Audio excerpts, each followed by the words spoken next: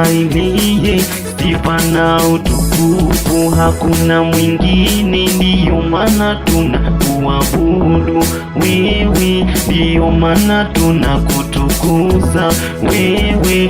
Pokea sifa za mioyo yetu, pokea maabudu ya mioyo yetu. Hakuna kama wewe,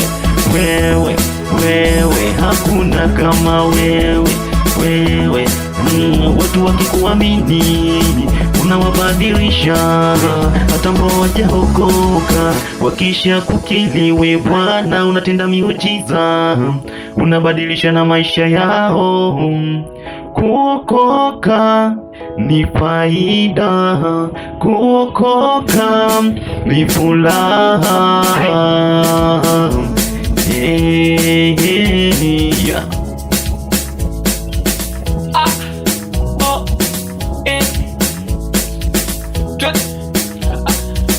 Usifiwe Yahweh, usifiwe tena.